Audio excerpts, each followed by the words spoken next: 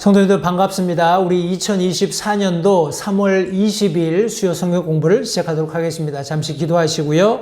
지난 시간에 이어서 계속해서 우리 21과 연합에 관한 하나님의 말씀, 우리 성경 공부 교재를 중심으로 해서 함께 성경 공부 진행해 가도록 하겠습니다. 잠시 기도하겠습니다. 살아계신 아버지 하나님 감사합니다. 복된 또 지난 한 주간의 삶을 하나님께서 선대해 주신 것 감사드리고 주중에 사랑하는 성도들과 함께 또 하나님의 말씀을 가지고 교훈 나누기 원합니다. 성경이 가르치고 계시는 연합이 무엇인지, 하나됨이 무엇인지 우리가 말씀을 통해서 정확히 이해할 수 있도록 도와주시고 그런 성경이 기대하시고 원하시는 또 가르치시는 하나됨을 우리가 힘써 지키고 그것을 주님의 몸된 교회 안에서 훈련할 수 있도록 도와주시기 원합니다. 성경 공부를 주님께 의탁드리며 예수님 이름으로 기도했습니다. 아멘. 우리 21과 연합, 하나됨, 우리 영어로 unity 이렇게 되어 있습니다. 이런 내용들을 가지고 저희들이 지난 두 주간에 거쳐서 인류 최초의 연합이 시도되었다라는 것을 창세기 11장 말씀을 통해서 함께 살펴보았고 또 인류 최후의 연합 시도가 있을 것을 요한계시록에 있는 여러 말씀들을 통해서 함께 상고해 보았습니다. 그리고 이런 이 땅 가운데에서 계속해서 일어나고 있는 인간 중심의 연합이 얼마나 헛된 것인지 하는 것을 참된 연합과 견주어서 우리 에베소서 4장 말씀을 가지고 지난 시간에 함께 한 7가지 정도 내용을 함께 살펴보았습니다. 오늘은 우리가 관심 가져야 할 연합이 무엇인지를 특별히 성경 말씀들 찾아가면서 오늘 교재를 중심으로 함께 살펴보도록 하겠습니다. 먼저 교회의 연합을 위한 소망이라는 우리 A번에 있는 내용을 함께 나누겠습니다. 에큐메니컬 운동에 가담한 자들은 그런 운동이 하나님에게서 났다는 것을 보여주기 위한 증거 구절로 요한복음 17장 21절을 자주 인용합니다. 우리 요한복음 17장 말씀은 전체가 우리 예수님께서 기도하시는 내용을 담고 있습니다. 우리 예수님께서 기도하실 때 특별히 자신의 제자들을 위해서 기도하셨지만 우리 20절 말씀에 보시면 내가 이 사람들만을 위해 기도하지 아니하고 그들의 말들로 인하여 나를 믿을 자들도 위해 기도하오니 이렇게 말씀하고 있습니다. 따라서 당시 예수님께서 기도의 대상으로 삼고 있었던 유대인들 혹은 예수님의 제자들 뿐만 아니라 그들의 말들로 그들의 복음을 통해서 구원받게 될 이방인들까지 모두 포함하고 있는 이런 굉장히 폭넓은 그런 대상들을 위해 예수님께서 기도하고 있는 것을 여기 지금 성경이 말씀하고 있습니다. 그런데 특별히 21절 말씀을 이런 에큐메니칼 운동하는 그런 단체들에서 이것이 바로 우리가 에큐메니칼 운동을 하는 이유다 하는 증거 구절로 삼는다는 내용입니다. 21절 말씀해 보시니까 이것은 그들이 다 하나가 되게 하려 함이니이다.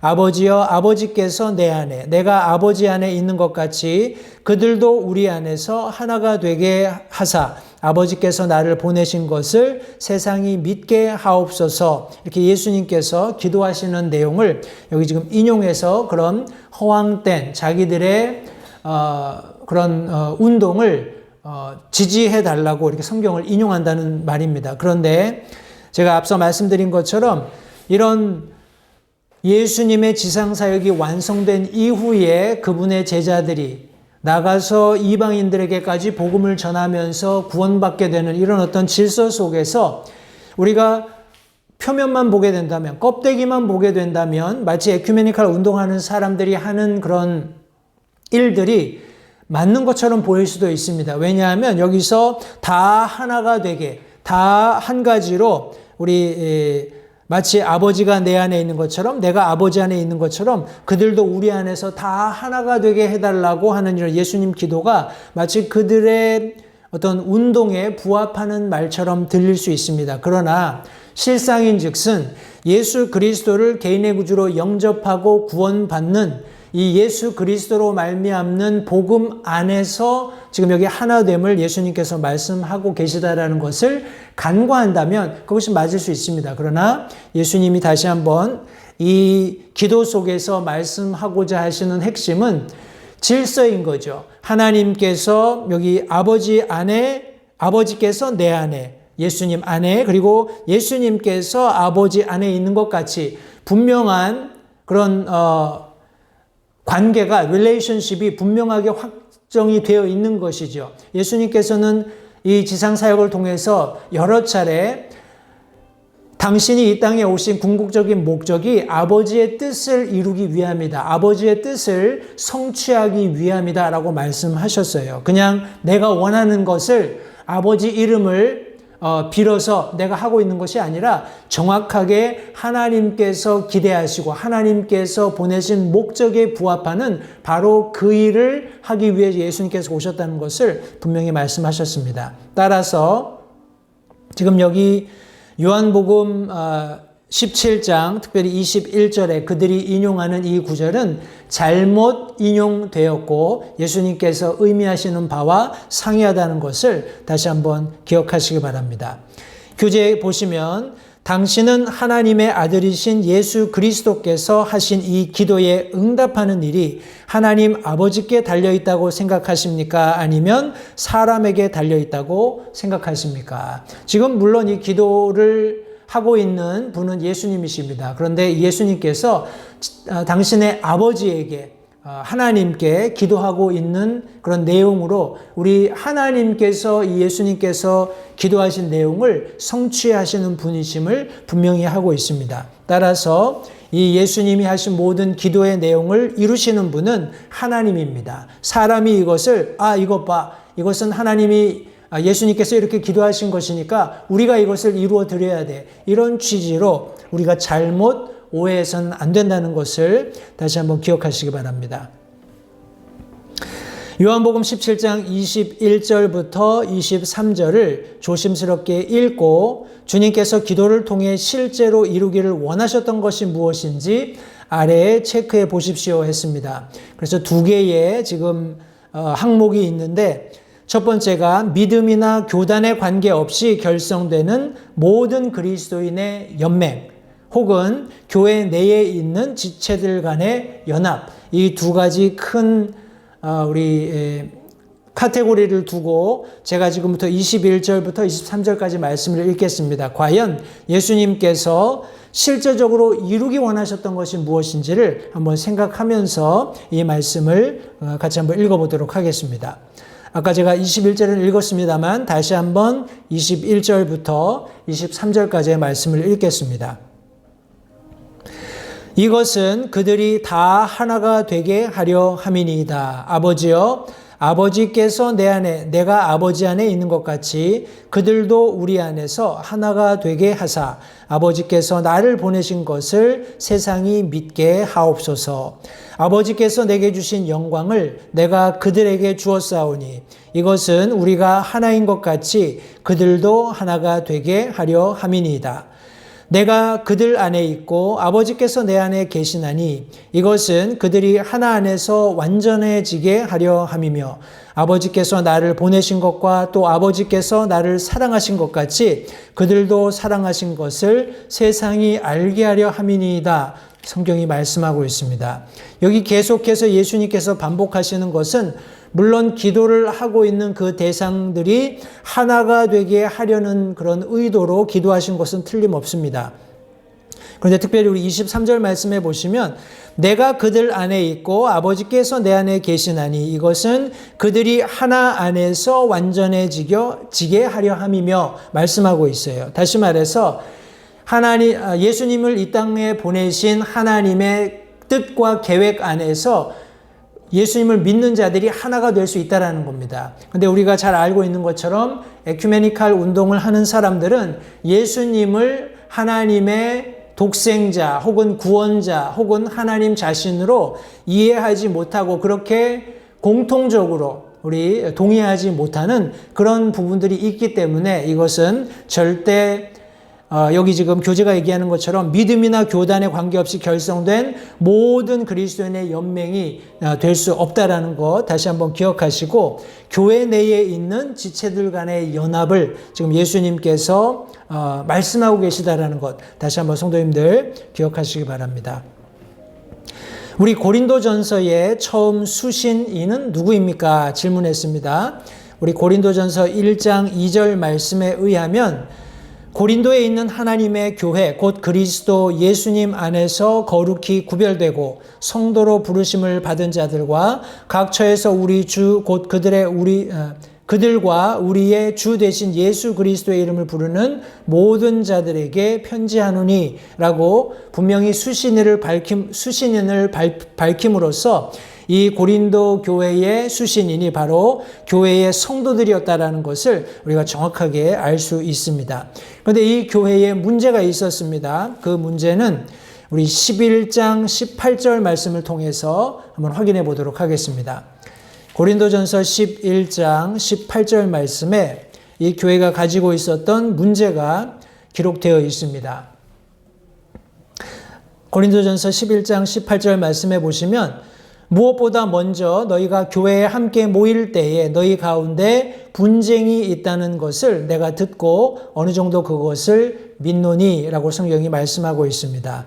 이 고린도 교회가 거듭난 그리스도인들의 모임이었지만 그 가운데 분쟁이 있었던 것을 성경이 말씀하고 있습니다. 고린도 교회를 위한 하나님의 뜻이 무엇이었는지 다시 한번 이 분쟁이 있는 교회 가운데 하나님께서 어떤 뜻을 가지고 계시는지를 우리 고린도전서 12장 25절을 통해서 확인해 보겠습니다. 비단 우리 고린도 교회뿐만이 아닐 겁니다. 오늘 지금 이 시대에 있는 교회들도 많은 교회들이 여러 가지 다른 원인들로 인해서 분열 혹은 분쟁이 생기고 있는 것이 현실입니다. 그런 모든 교회들을 향해서 우리 주님께서 가지고 계시는 뜻이 분명히 있다는 것을 알고 있는데 우리 그 말씀을 고린도전서 12장 25절 말씀을 통해서 확인해 보도록 하겠습니다. 말씀해 보시면 이것은 몸 안에 분쟁이 없게 하고 오직 지체들이 서로 같은 보살핌을 받게 하려 하심이라 라고 성경이 말씀하고 있습니다. 이 말씀에 보시면 하나님의 뜻은 몸 안에 어떤 분쟁도 없게 하는 것, 그것이 하나님의 뜻이라는 것을 분명히 확인해 볼 수 있습니다. 우리 분쟁이라는 뜻을 사전에서 찾아 그 정의를 적어 보십시오 했습니다. 제가 사전을 찾아보니까 이 분쟁이라는 단어가 의견이나 신념의 차이로 인해 강력하게 반대되는 부분 혹은 정당 간의 분열 또는 분할 이렇게 설명을 하고 있습니다. 분명히 그 안에 어떤 생각, 이견의 신념의 차이로 인해서 분열이 생기는 겁니다. 나뉘는 것을 여기 분쟁이다 이렇게 사전이 의미하고 있습니다. 우리 교회 내에 있는 모든 지체들에게 주님께서 원하시는 것은 과연 무엇일까요? 우리 에베소서 4장 13절 말씀을 같이 찾아서 읽어 보시면서 과연 이런 분쟁이 있을 때 그 교회의 지체가 되는 성도들에게 하나님께서 원하시는 것이 무엇인지를 함께 살펴보도록 하겠습니다. 에베소서 4장 13절 말씀입니다. 말씀해 보시면 마침내 우리가 다 믿음과 하나님의 아들을 아는 것에서 하나가 되어 완전한 사람에 이르고 그리스도의 충만하심에 장성한 분량에까지 이르리니 라고 성경이 말씀하고 있습니다. 이 말씀을 통해서 하나님께서 우리 주님의 몸된 교회 안에서 이런 분쟁을 경험하게 될 때 그 개별적인 성도들에게 모두 한 가지로 기대하는 것이 있다면 다 믿음과 하나님의 아들을 아는 것에서 하나가 되는 것을 우리 주님께서 원하신다고 지금 여기 에베소서 4장 13절이 말씀하고 있습니다. 이 우리가 다 알고 있는 믿음이라는 것은 공통적인 믿음입니다. 우리가 동일하게 믿고 확신하는 바 성경의 진리대로 믿는 그런 믿음인데 이것은 일반적이라고 우리가 설명할 수 있습니다. 그렇다면 그와 반하여서 하나님의 아들을 아는 것은 개별적입니다. 우리 고린도 교회에서 여러 차례 사도 바울이 너희는 나를 따르는 자가 되라 라고 권면했던 것처럼 사도 바울 역시 끊임없이 자신을 거듭나게 했던 예수 그리스도를 믿는 공통적인 그런 믿음을 가지고 있었을 뿐만 아니라 더 나아가서 개별적으로 교회의 머리가 되시는 예수 그리스도를 닮아가는 삶을 매일 살고 있었기 때문에 자신을 본으로 제시할 수 있었던 겁니다. 때문에 우리 믿는 그리스도인들, 특별히 교회 안에서 주님이 머리가 되시는 지체로서의 모든 성도들은 우리가 공통적으로 믿게 된 믿음 안에서 하나가 되어야 하고, 더 나아가서 우리의 머리가 되시는 하나님의 아들 예수 그리스도를 아는 데 힘써야 합니다. 안다라는 것은 지식적인 것만 의미하는 것은 아닙니다. 우리가 안다라는 것은 내가 그것을 지식적으로 알 뿐만 아니라 실제적으로 내 삶에서 그것을 훈련함으로써 그분의 성품이 내 안에서 완성되는 것까지 포함하고 있다는 것을 성도님들 기억하시기 바랍니다. 계속해서 우리가 관심을 가져야 할 연합 두 번째, 첫 번째는 교회의 연합을 위한 소망이었고, 우리 두 번째는 교회 연합의 목적입니다. 그렇다면 우리가 그렇게 교회 연합에 관심을 가지고 그것을 이루기 위해서 노력하는 궁극적인 목적이 무엇이냐 하는 그런 내용입니다. 우리 에베소서 4장 16절 그리고 고린도전서 12장 12절부터 27절까지 있는 말씀을 같이 한번 살펴보도록 하겠습니다. 에베소서 4장 16절 먼저 살펴보겠습니다. 말씀해 보시면 그분으로부터 온 몸이 각 부분의 분량 안에서의 효력 있는 일에 따라 모든 마디가 공급하는 것에 의해 꼭 맞게 함께 결합되고 들어차서 몸을 자라게 하며 사랑 안에서 스스로를 세우느니라 하고 성경이 말씀하고 있습니다. 우리 고린도전서 12장 12절부터 27절까지 있는 말씀, 조금 긴 내용입니다만 천천히 말씀을 읽으시면서 과연 지금 우리가 방금 읽었던 에베소서 4장 16절과 고린도전서 12장의 말씀이 무엇을 설명하고 있는지를 한번 생각해 보십시오. 우리 앞서 살펴보았던 에베소서 4장 16절 말씀을 통해서 마치 몸에 비유된 우리 교회를 살펴보았는데, 우리 고린도전서 12장 12절부터 27절까지에서는 과연 교회를 어떻게 설명하고 있는지 같이 한번 살펴보도록 하겠습니다.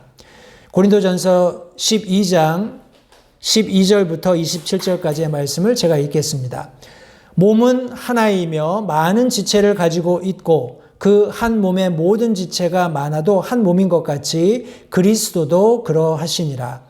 우리가 유대인이나 이방인이나 매인자나 자유로운 자나 모두 한 성령에 의해 침례를 받아 한 몸 안으로 들어왔으며 모두가 마시게 되어 한 성령 안으로 들어왔느니라. 몸은 한 지체가 아니요 여럿이라. 만일 발이 이르되 나는 손이 아니니 몸에 속하지 아니한다 하면 이런 이유로 그것이 몸에 속하지 아니하느냐. 만일 귀가 이르되 나는 눈이 아니니 몸에 속하지 아니한다 하면 이런 이유로 그것이 몸에 속하지 아니하느냐. 만일 온 몸이 눈이면 듣는 곳은 어디냐. 온 몸이 듣는 곳이면 냄새 맡는 곳은 어디냐. 그러나 이제 하나님께서 친히 기뻐하시는 대로 지체들을 곧 그것을 각각을 몸 안에 두셨느니라. 만일 그것들이 다 한 지체라면 몸은 어디 있느냐. 그러나 이제 그것들이 많은 지체이나 그럼에도 오직 한 몸이라.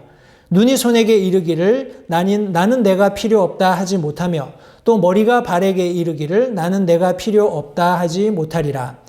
아니라 더 약하게 보이는 몸의 그 지체들이 더욱 더 필요하고 또한 우리가 덜 귀한 것으로 여기는 몸의 그 지체들 곧 이것들에게 우리가 귀한 것을 더 풍성히 주며 우리의 아름답지 못한 부분들을 아름다운 것을 더 풍성히 얻나니 우리의 아름다운 부분들은 부족한 것이 없느니라. 오직 하나님께서 몸을 다 같이 고르게 하사 부족한 그 부분에게 더욱 귀한 것을 풍성히 주셨으니 이것은 몸 안에 분쟁이 없게 하고 오직 지체들이 서로 같은 보살핌을 받게 하려 하심이라. 한 지체가 고통을 받으면 모든 지체가 그것과 함께 고통을 받고 한 지체가 존귀를 얻으면 모든 지체가 그것과 함께 기뻐하느니라.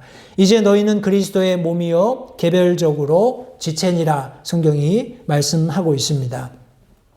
이 두 구절의 말씀을 통해서 모두 교회를 그리스도의 몸이라고 부르면서 인간의 몸에 비유하고 있는 것을 주목해야 합니다.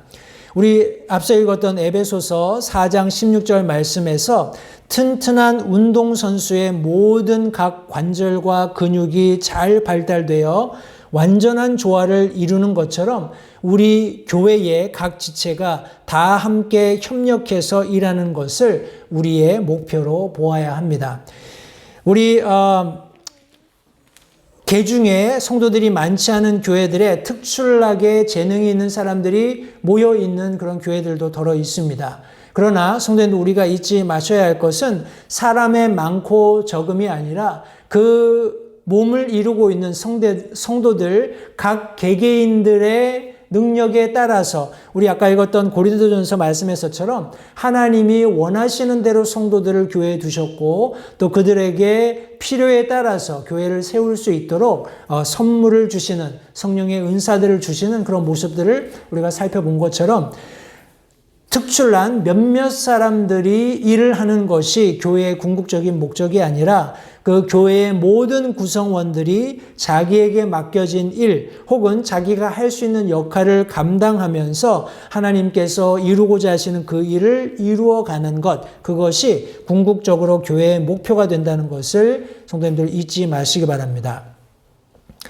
저희 교회에도 크리스찬 스쿨이 있습니다. 해서 제가 우리 점심시간이나 아니면 리세스 하는 그런 시간에 나가서 보면 아이들이 축구를 해요. 그런데 축구를 좀 할 줄 아는, 제법 하는, 볼을 다룰 줄 아는 몇몇 아이들이 자기들끼리 공을 주고받으면서 축구를 하려는 그런 경향들이 있습니다. 그러면 사람이 많이 몰려들게 되면 그런 발재간이 있어도 많은 아이들 틈바구니에서 빠져나올 재간이 없습니다. 해서 저도 개인적으로 이제 아이들에게 포지션을 주고 어떻게 움직여라 얘기해 주면서 상대팀 아이들이 굉장히 그렇게 잘하는 볼재간이 있는 그런 아이들이었습니다만 나중에 게임을 하면서 자기가 있는 위치를 지키고 자기가 축구를 잘하든지 못하든지 최선을 다해서 같은 팀 동료들에게 공을 주고받는 그런 과정을 통해서 이제 득점도 하고 우리 디펜스라고 하죠. 방어도 하고 하는 그런 과정을 통해서 자기들이 잘하는 아이들을 이기고 나니까 굉장히 아주 익사이팅해 하더라고요. 성도들 마찬가지입니다. 교회도 몇몇 사람들의 의존해서 사역을 진행하다 보면 그 사람들만 부각될 뿐이에요. 그리고 그것은 실제적으로 하나님께서 원하는 교회의 모습은 아닙니다. 물론 그런 자신이 가지고 있는 재능을 가지고 충분히 교회 사역에 들여지는 것 굉장히 좋고 권장할 만한 일입니다. 그러나 그런 과정 속에서 함께 주변에 있는 성도들을 격려해서 우리가 같은 그런 골을 향해서 같은 목적을 향해서 같이 일하는 함께 움직여가는 그런 어떤 뭐라고 하니까 역동적인 그런 교회의 모습을 찾아가는 것이 하나님께서 원하시는 교회의 모습이라는 것을 성도님들 다시 한번 기억하시기 바랍니다. 우리 고린도 전서 12장 26절 저희들이 읽었던 내용 말씀해 보시면 특별히 26절 말씀에 여기 한 지체가 고통을 받으면 모든 지체가 그것과 함께 고통을 받고 한 지체가 존귀를 얻으면 모든 지체가 그것과 함께 기뻐한다 하고 성경이 말씀하고 있습니다. 우리 교회에 고통당하는 지체들이 있다는 것을 교회가 위험에 처한 것으로 보아야 합니다. 왜냐하면 그럴 때 주님의 일이 순탄하게 이루어지지 못하게 되기 때문에 그렇습니다. 우리 비근한 예로 가령 우리가 어떤 레이스를 하다가 넘어져서 무릎이 다쳤다든지 아니면 어디 상처가 났을 때 그 레이스를 똑같은 페이스로 끝나는 것은 사실 불가능합니다. 왜냐하면 그 다친 곳에 통증이 있기 때문에 그래요. 그것이 다른 여러 몸의 신체의 각 부분들을 제대로 일하게 하지 못하는 그런 일이 있기 때문에 그렇습니다. 같은 원리로 교회 안에서 우리 고통받는 그런 성도가 있다면 당연히 교회가 그 고통받는 성도에게 집중을 하고 회복시키기 위해서 노력함으로써 그 상처받은 혹은 고통받는 성도가 그 어려움으로부터 나올 수 있도록 돕는 것이 우선순위가 되어야 합니다. 성도님들, 교회는 건강해야 합니다. 그러나 이런 부득이하게 고통받는 성도들이 있다면 우리가 그런 성도들을 위해서 함께 기도하고 그런 어려움을 함께 나눔으로써 그 성도가 빨리 회복해서 일상으로 되돌아오고 다시금 교회 안에서 자신의 역할을 10분 발휘하면서 함께 우리 공통으로 가지고 있는 그런 믿음 위에서 함께 전진해 가야 한다는 것을 성도님들 기억하시기 바랍니다. 우리 참된 교회 연합은 모든 그리스도인들이 똑같은 생각과 똑같은 행동을 하게 하고 똑같은 것을 좋아하는 복제된 그리스도인들의 무리를 구성하는 것에 있지 않습니다. 성장하고 일하고 섬기면서 풍성해지는 각 지체들과 더불어 영적으로 조화를 이룬 몸을 구성하는 것이야말로 참된 연합입니다 하고 교제가 정의하고 있습니다. 여기 각 지체들과 더불어 영적으로 조화를 이룬다 했을 때 이것은 물론 여기에 내가 포함이 되는 겁니다. 내가 관망하는 구경하고 있는 그런 모습이 아니라 그 안에 내가 속해 있는 한 지체로서 우리가 함께 조화를 이루면서 성장해 가는 것, 이것이 참된 교회의 연합이라는 것 성도님들 기억하시기 바라고요. 우리 C번으로 가겠습니다. 교회의 연합을 돕는 자들, 우리 에베소서 4장 11절, 12절 말씀을 통해서 함께 살펴보겠습니다. 과연 누가 교회의 연합을 돕는 자들인지 우리 에베소서 4장 11절, 12절 말씀을 같이 한번 보도록 하겠습니다. 4장 11절, 12절 말씀에 보시면 그분께서 더러는 사도로, 더러는 대언자로, 더러는 복음 전도자로, 더러는 목사와 교사로 주셨으니 이것은 성도들을 완전하게 하고 섬기는 일을 하게 하며 그리스도의 몸을 세우게 하려 하심이라 성경이 말씀하고 있습니다. 이 두 구절의 말씀에 의하면 주님은 교회의 사도들과 대언자들을 주셨습니다. 그러나 우리가 잘 아는 것처럼 이 직분들은 하나님의 말씀이 완성된 지금은 더 이상 존재하지 않습니다. 그리고 주님은 여전히 다른 몇 가지 더 직분을 주셨어요. 성경 말씀에 의하면 복음 전도자로, 더러는 목사와 교사로 주셨다 말씀하고 있습니다. 여기 복음 전도자는 교회를 세우는 자들 혹은 우리 선교사님들도 포함할 수 있습니다. 우리 미국 교회에서는 우리 에반젤리스트들이 많이 있습니다. 그래서 복음 전도를 위해서 자신의 삶을 드리고 우리 흔히 한국말로는 부흥 집회라고 하죠. 교회의 그런 특별 집회들을 인도하기 위해서 자기의 삶을 드리는 그런 분들이 계십니다. 그리고 여기 목사와 교사들을 주셨다라고 말씀하고 있습니다. 이분들은 특별히 이런 교회의 연합을 돕도록 우리 주님께서 교회 가운데 두셨다라는 것을 다시 한번 기억하시기 바랍니다. 12절 말미에 있는 것처럼 그리스도의 몸을 세우게 그리고 성도들을 완전하게 하고 섬기는 일을 하기 위함이다라고 분명히 성경이 언급하고 있기 때문에 그렇습니다. 우리 마지막으로 교회 연합을 위한 태도 살펴보고 말씀을 오늘을 마칠 텐데요. 우리 교회의 모든 지체들 안에 필요한 경건한 태도들을 열거해 보십시오 했습니다. 에베소서 4장 2절 그리고 32절 먼저 두 절을 읽고 그 안에서 발견되는 우리 교회 모든 성도들이 가져야 하는 경건한 삶의 태도들을 우리가 함께 요약해 보도록 하겠습니다.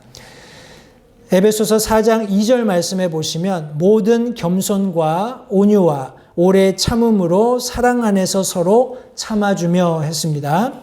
우리 32절로 가셔서 우리 4장 마지막 절 32절 말씀해 보시면 서로 친절히 대하며 상냥한 마음을 품고 서로 용서하기를 하나님께서 그리스도로 인하여 너희를 용서하신 것 같이 하라. 성경이 말씀하고 있습니다.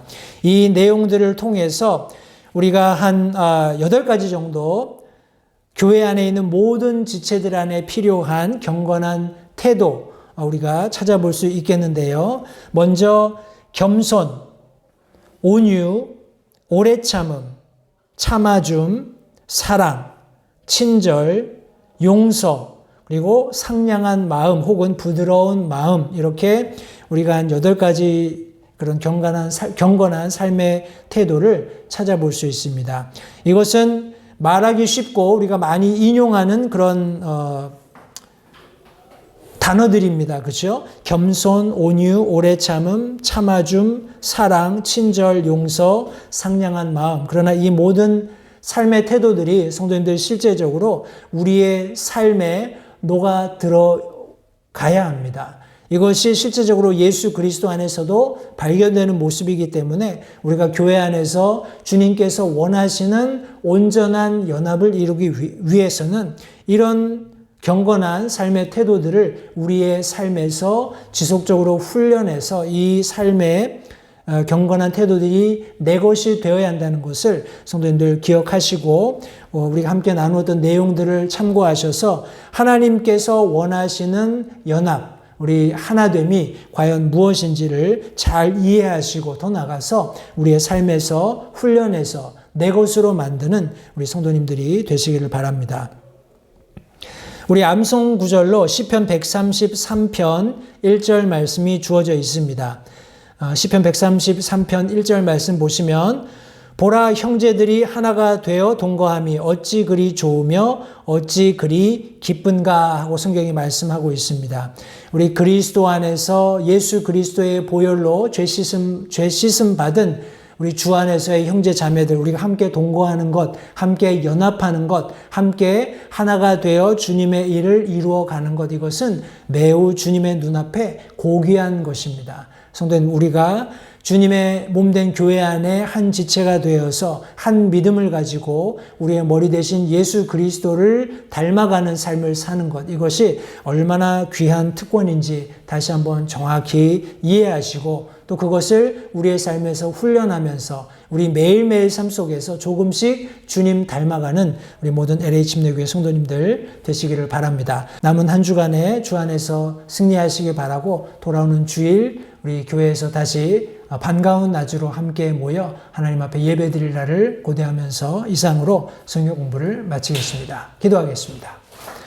살아계신 아버지 하나님 감사합니다. 오늘 또 주중에 사랑하는 성도들과 함께 귀한 하나님의 말씀을 통해서 성경이 말씀하고 계시는 연합, 하나됨이 무엇인지를 함께 말씀 나누었습니다. 우리가 배운 말씀들을 잘 기억하면서 또 주신 말씀대로 우리의 삶을 살아서 하나님께서 기뻐하시는 주님의 몸된 교회 안에서의 하나됨을 우리가 훈련할 수 있도록 도와주시기 원합니다. 다시 한번 귀한 말씀 시간 감사드리고 남은 한 주간도 주님께서 사랑하는 성도들 어느 곳에 있든지 눈동자처럼 지켜 보호해 주시기를 다시 한번 간절히 바라옵고 예수님 이름으로 기도했습니다. 아멘. 이상으로 수요 성경 공부를 마치겠습니다. 감사합니다.